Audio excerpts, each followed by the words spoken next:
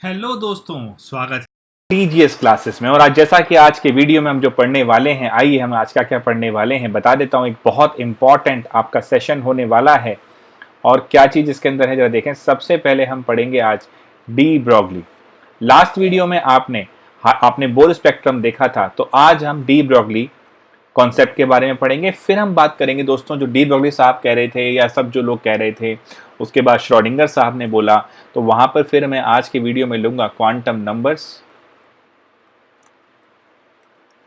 ठीक है दोस्तों, और क्वांटम नंबर के बाद मैं ले लूंगा इलेक्ट्रॉनिक कॉन्फ़िगरेशन। आज इस चैप्टर के जो सबसे इंपॉर्टेंट टॉपिक हैं वो खत्म हो जाएंगे और फिर हम जो नेक्स्ट वीडियो होगा उसके अंदर आप इस वीडियो के अंदर जो डाउट डालेंगे वो ले लूंगा मैं। इलेक्ट्रॉनिक कॉन्फ़िगरेशन और उसके थोड़े से एक्सेप्शन आज हम पढ़ लेंगे। ये चार हम टॉपिक आज करने वाले हैं, इसको बड़े ध्यान से पढ़िएगा। इसमें जो भी आपके एटॉमिक स्ट्रक्चर में जो एनसीईआरटी लेवल के आपके डाउट हैं वो आप ले सकते हैं, इस कमेंट बॉक्स में डाल सकते हैं इस वीडियो में, और मैं नेक्स्ट वीडियो में वो डिस्कस कर लूँगा बच्चों। इसके अलावा अगर आपको और, जैसे हमारा आईआईटी का भी सेशन चल रहा है, नीट का भी सेशन चल रहा है, बट वो जूम के ऊपर है, उसकी डिटेल के लिए जैसे कि नीचे एक नंबर है उस पर आप व्हाट्सएप करके इंफॉर्मेशन ले सकते हैं। तो आइए शुरू करते हैं आज का पहला टॉपिक, डी ब्रॉगली और डुअलिटी और डुअल नेचर।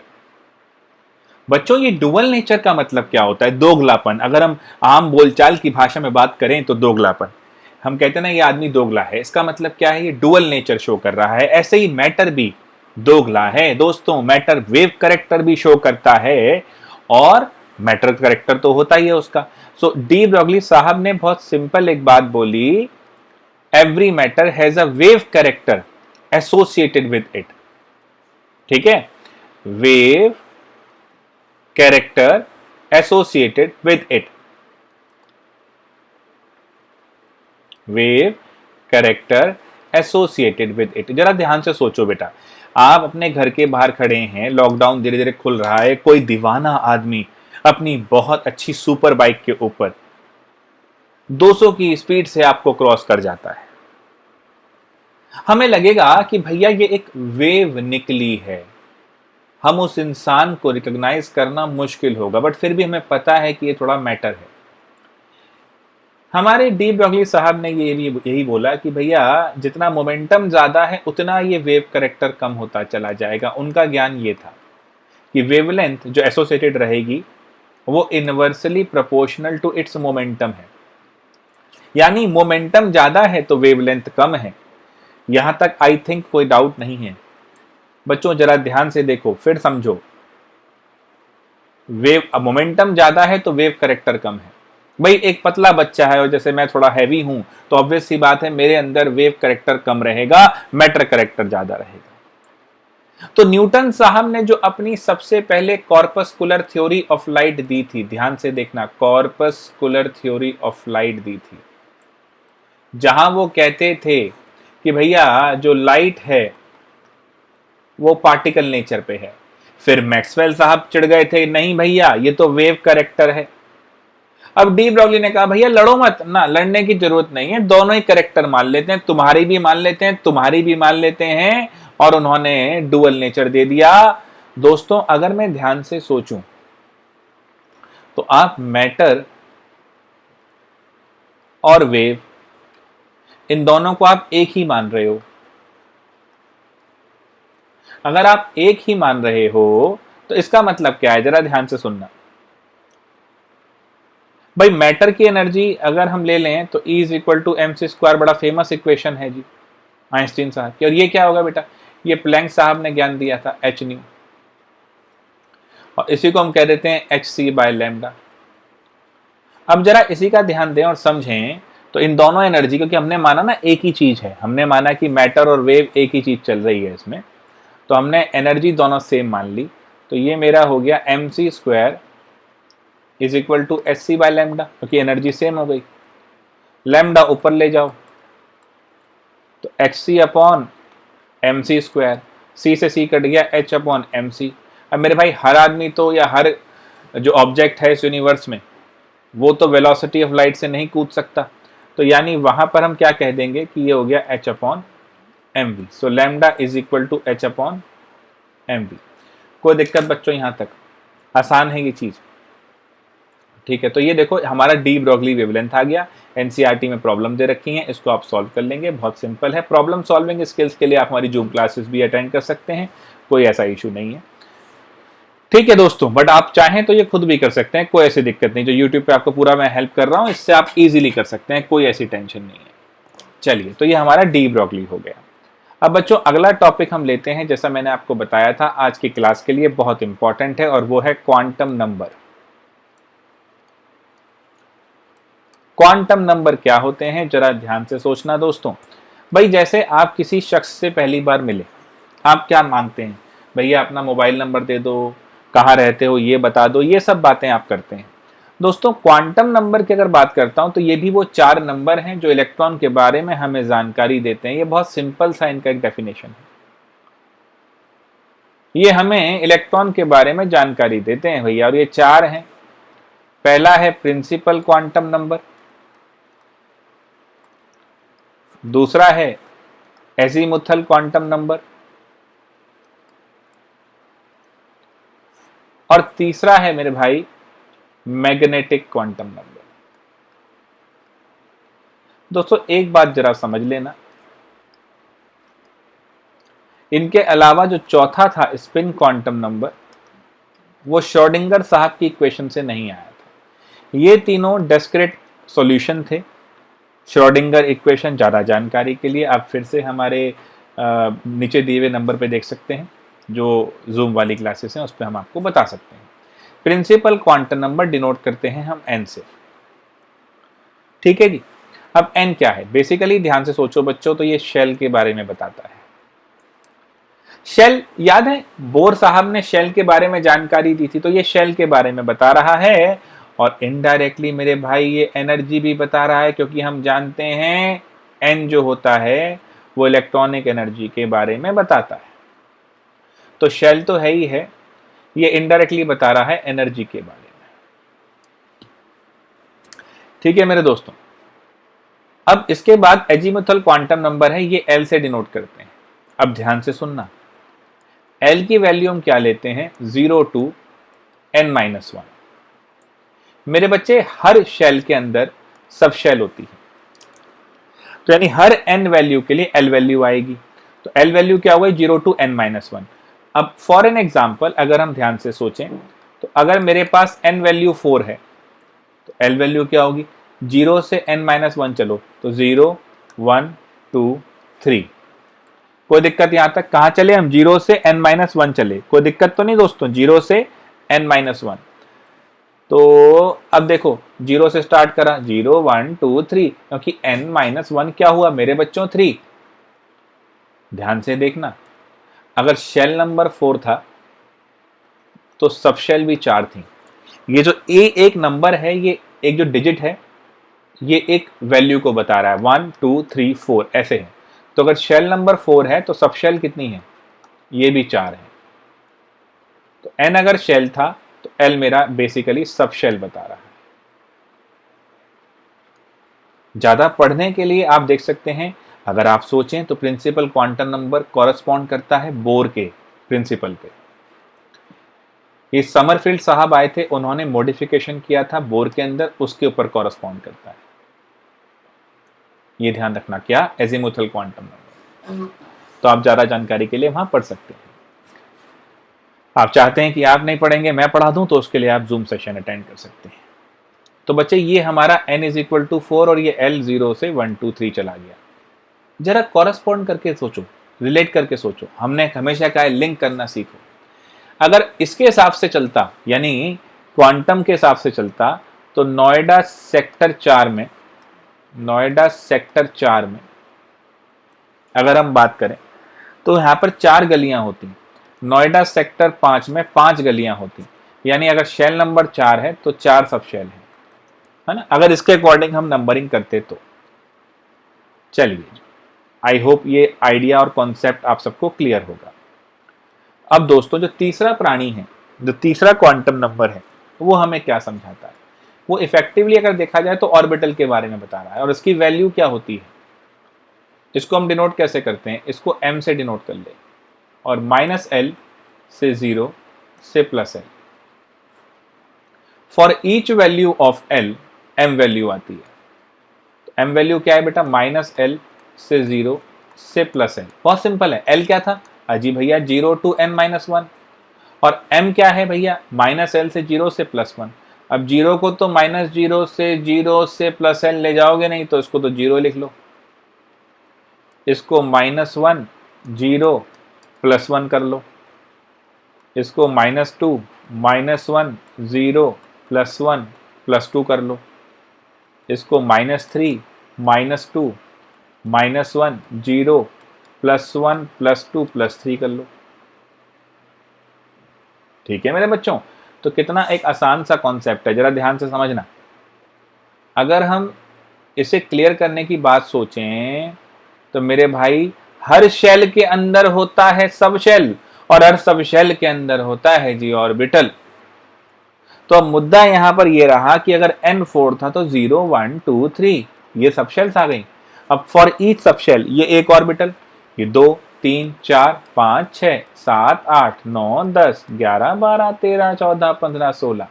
इसका मतलब क्या हुआ, अगर मेरा n4 था तो भैया नंबर ऑफ ऑर्बिटल कितने आ गए, नंबर ऑफ ऑर्बिटल आ गए 16, है ना।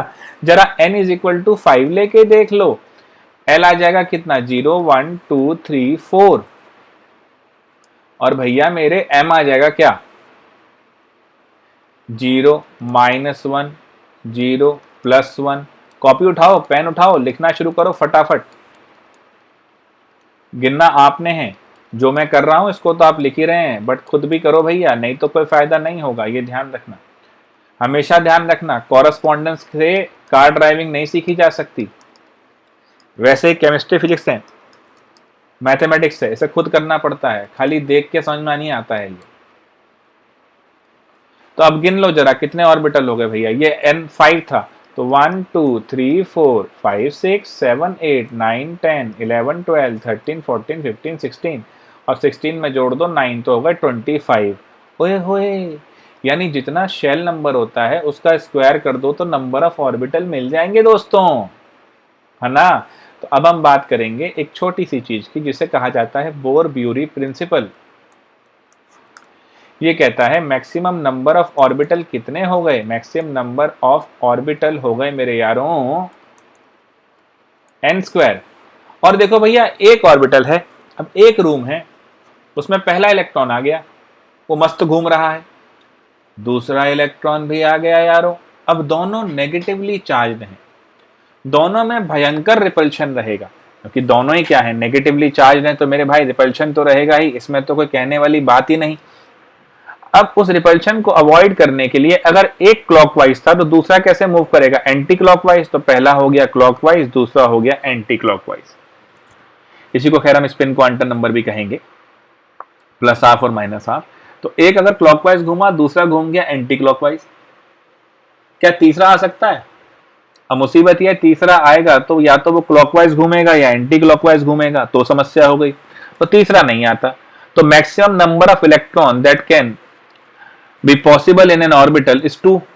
सो अगर इसको लगा दें तो अगर n है, n² नंबर ऑफ ऑर्बिटल है और each orbital can occupy a maximum of 2 electron, तो मैक्सिमम नंबर ऑफ इलेक्ट्रॉन कितने हो गए बेटा 2n² हो गए। अब 9th में वो पढ़ते नहीं थे KLMN, पहली शेल में आ जाएंगे बेटा क्या 1 का स्क्वायर कर दो, 1 का स्क्वायर 1 ही रहेगा, 2 कर दो 2 आएंगे, दूसरी में बेटा 8 आएंगे, तीसरी में मैक्सिमम आ सकते हैं 18, लेकिन आते 8 ही हैं, 10 खाली हैं। वो ऐसा क्यों है वो बता देते हैं अभी, उसको भी हम ज्ञान दे रहे हैं, रुक जाओ अभी। L की वैल्यू जो 1 लेनी है ना, उसको डिनोट करेंगे S से, क्योंकि इनके ओरिएंटेशन होते हैं, बाउंड्री सरफेस डायग्राम होते हैं, ठीक है ना, उसको हम स्टडी करते हैं तो उससे समझ में आता है कि ये स्फेरिकल सिमेट्रिकल हो गया, ये डंबल शेप्ड हो गया, ये डबल डंबल हो गया, ये फ्यूज्ड हो गया, उसके आगे फिर G चलता है, बट कोई टेंशन नहीं है। ये आपके 4 हैं SPDF। तो S का मतलब L वैल्यू 0, P का मतलब L वैल्यू 1, D का मतलब L वैल्यू 2, F का मतलब L वैल्यू 3। अब देखो ध्यान से, S में मैक्सिमम नंबर ऑफ ऑर्बिटल कितने हैं 1 है, तो मैक्सिमम नंबर इलेक्ट्रॉन कितने आएंगे 2 आएंगे, तो S में हमेशा 2 ही आते हैं। पी में 3 ऑर्बिटल हैं, 3 ऑर्बिटल हैं, 6 आएंगे। इसमें आप देखो तो 5 ऑर्बिटल हैं तो 10 आएंगे, और एफ में 7 हैं तो 14 आएंगे। ठीक है भैया, ये ध्यान रखना।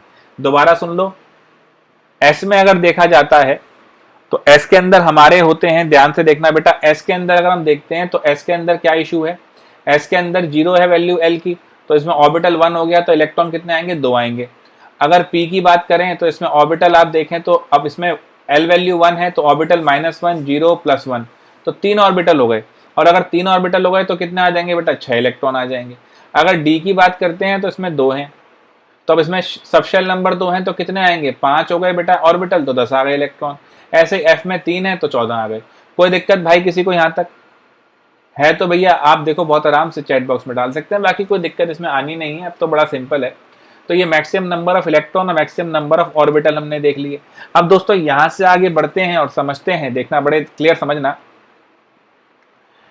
कि अब हम अगर ये चाहते हैं कि इलेक्ट्रॉन कैसे हम भरेंगे इन ऑर्बिटल के अंदर तो क्या होगा। देखो बच्चों बड़ी सिंपल सी बात है, इस बात को समझना। अगर हम इलेक्ट्रॉन्स को ऑर्बिटल में भरना चाहते हैं तो लेट्स से एक बात सोचो, आपके सामने 2 ऑप्शन है, आप 2 रूम में जा सकते हो, बड़ा सिंपल है। अब एक रूम के अंदर मान लीजिए लगा हुआ है बढ़िया एसी, और एक रूम के अंदर लगा हुआ है कूलर। अब आपसे कहा जाए कि आप किस रूम में जाएंगे, गर्मी बहुत है, आप कहेंगे जी एसी वाले में चलते हैं। अब आप एसी वाले में क्यों जा रहे हैं, देयर इज अ रीजन भैया, वहां पर आपको थोड़ा सा आराम मिलेगा, आप लोअर एनर्जी स्टेट पे रहोगे, बेचैनी नहीं होगी। इस दुनिया में हर चीज लोअर एनर्जी स्टेट पे रहना चाहती है, आराम पे रहना चाहती है।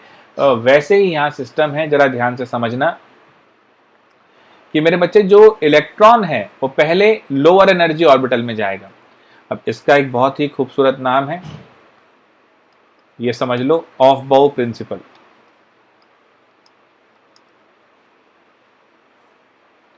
Now what is this off bow principle? Electron filled first in the, note कर लो इसको, electrons filled first in the orbitals with lower energy and then moves to the orbital with higher energy. And then moves to the orbitals of higher energy. पहले lower energy में जाएंगे फिर higher energy में पहुंचेंगे, इसी को बोलते हैं बिल्डिंग अप प्रिंसिपल।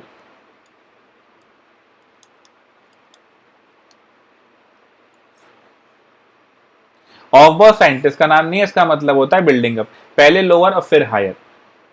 अब भैया किसी भी ऑर्बिटल की एनर्जी कैसे निकालेंगे, तो how to calculate energy, we will follow n+l principle. What do you mean by this n+l principle, जरा ये ध्यान से समझना बेटा। आप जब भी ऑर्बिटल्स को इनको डेजिग्नेट करेंगे, जैसे यहां आप कर रहे थे, तो ध्यान से समझना। अगर मैं आपसे कहता हूं कि मेरे पास सेकंड शेल है, n = 2 है, तो l वैल्यू क्या रहेगी, 0 और 1, हाँ या ना। 0 के लिए s लिखते हैं, 1 के लिए p लिखते हैं, तो ये 2s ऑर्बिटल हो जाएगा और ये 2p हो जाएगा। कोई दिक्कत तो नहीं है बच्चे। अगर n = 3 करते हैं तो l वैल्यू हो गई हमारे पास 0, 1, 2, तो ये हो गया s,p,d, तो ये हो जाएगा मेरे पास 3s, 3p, 3d। देखो 2 के साथ d पॉसिबल नहीं था, p पॉसिबल था। d पॉसिबल क्यों नहीं है बट वही ऐसा है ना, d तब होता है जब l वैल्यू क्या होती है, 2। अब अगर n वैल्यू 2 है तो l वैल्यू हमेशा क्या रहेगी, 0 से n-1, तो n can never equals l। अगर 2d पॉसिबल होता तो n भी 2 होता, l भी 2 होता, जो कि पॉसिबल नहीं है। तो ये आप ध्यान से देखिए, तो हम इस तरह से ऑर्बिटल को डेजिग्नेट करते हैं। क्लियर है। तो एनर्जी कैसे निकालते हैं, आइए जरा ये देखते हैं। एनर्जी n+l है, आपको बताना है कि 2s में ज्यादा एनर्जी है कि 3p में ज्यादा एनर्जी है कि 3d में ज्यादा एनर्जी है। सबकी n वैल्यू निकालो, इसकी n2 है, इसकी 3 है, इसकी 3 है, ये वैल्यू n वैल्यू होती है। एल वैल्यू निकालनी है तो इसकी एस है तो 0 हो गई, पी है तो 1 हो गई, डी है तो 2 हो गई। तो ये 2 + 0 2 आया, n + l हो गया। ये 3 + 1 4 आया, 3 + 2 5 आया। ठीक है दोस्तों, कोई दिक्कत तो नहीं। अब ऑब्वियस सी बात है 3D की एनर्जी सबसे ज्यादा है, फिर इसकी है। अब अगर आपको कंपेयर करना होता 2p और 3s में, तो ये 2 और 1 था, ये 3 और 0 था, दोनों का 3 आ जाता। तो अगर n + l वैल्यू इक्वल हो रही है, so higher the n more the energy, क्योंकि शेल ज्यादा होगी तो एनर्जी ज्यादा होगी, तो इसकी एनर्जी ज्यादा होगी उस केस में। ठीक है, फिर हम बच्चों जैसे एनसीईआरटी में गिवन है पूरा, उसको फॉलो करते हैं, लेकिन आप फिलहाल इसको याद कर सकते हैं। ज़्यादा डिटेलिंग के लिए जैसा मैं आपसे कह रहा हूँ कि देखो बच्चों, यूट्यूब पे एक लिमिटेड टाइम पीरियड के लिए मैं आ रहा हूँ, आपको बता भी रहा हूँ। ज़्यादा डिटेल के लिए ऑलरेडी हम जूम क्लासेस भी ले रहे हैं, तो उसमें भी आप नीचे दिए हुए नंबर पे कांटेक्ट कर सकते हैं। 1s 2s 2p 3s 3p, लेकिन आप इससे आपका काम आराम से चल सकता है अगर आप चाहें तो। ठीक है, एनसीईआरटी के लिए मोर देन सफिशिएंट है। तो 1s 2s 2p 3s 3p 4s 3d, इसमें आपका काम चल जाएगा, इसको आपको ध्यान रखना है। एक छोटे से एग्जांपल से हम इलेक्ट्रॉनिक कॉन्फ़िगरेशन सीख रहे हैं। ये इलेक्ट्रॉनिक कॉन्फ़िगरेशन कैसे लिखी जाती है, एक छोटे से एग्जांपल से समझा रहा हूँ। मान लो भाई घर में हम कहते हैं ना, जैसे कोई वेडिंग फंक्शन है, किसी की शादी है, अब रिश्तेदार आने हैं भैया। चलो आजकल तो कोरोना हो गया, लेकिन पहले तो चलो आते थे रिश्तेदार, तो कैसे आते थे जरा वो देखिए। अब आपने एक होटल बुक कराया है, होटल में ये कमरे हैं। अब आपके पास एक छोटी सी डायरी है, आप नोट करते जा रहे हैं कि किस होटल के अंदर कितने रूम भर चुके हैं।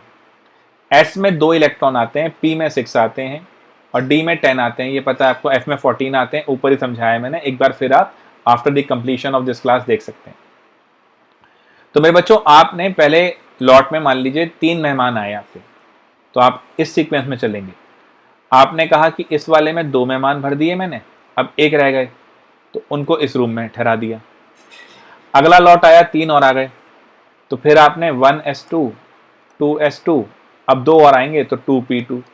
आप ऐसे भरना शुरू करते हैं। मान लो सोडियम मेहमानों का जत्था आ गया, जत्था माने ग्रुप, तो एटॉमिक नंबर 11 है, 11 मेहमान आए हैं इस ग्रुप के साथ। तो मैंने पहले 2 डाले, 1s2 2s2 2p6 3s1। देखो वही है, मेरे पास एक लिस्ट है, मुझे मालूम रह जाएगा कि हाँ भैया इतने मेहमान आ चुके हैं, इतने को हम ठहरा चुके हैं। तो पहले रूम में 2 आए, दूसरे में 2 आ सकते थे, फिर बड़ा हॉल था 6 आ सकते थे, मैंने भर दिए। फिर 1, क्योंकि 11 आए थे ना, तो 2 4 6 और 1 11। इस तरह भरना है बेटा, ये रूम भरेगा तब आगे बढ़ेंगे, ये रूम भरेगा तब आगे बढ़ेंगे, ये रूम भरेगा तब आगे बढ़ेंगे, ऐसे जाएंगे। So this is the electronic configuration of sodium. अब मेरा आप सबसे एक सजेशन है कि एलिमेंट नंबर 1 से लेकर 30 तक के इलेक्ट्रॉनिक कॉन्फ़िगरेशन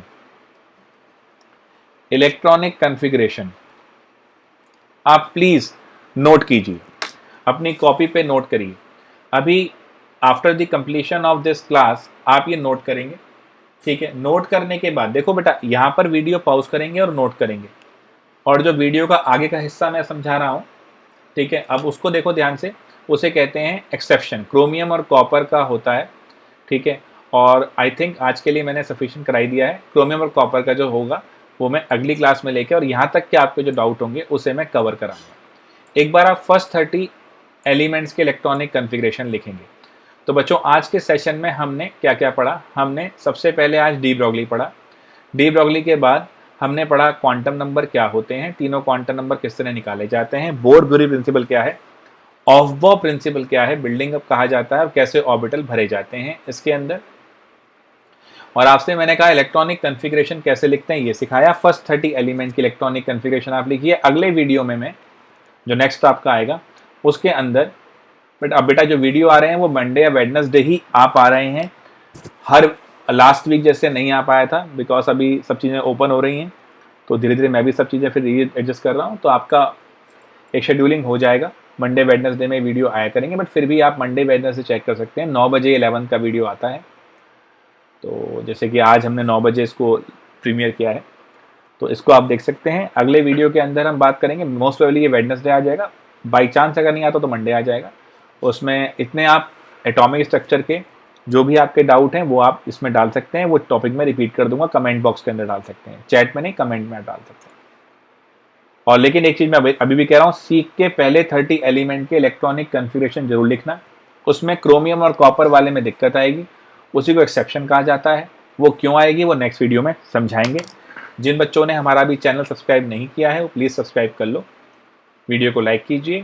थैंक यू बच्चों, thanks for joining DGS classes. मिलते हैं आपसे नेक्स्ट वीडियो में, टेक केयर।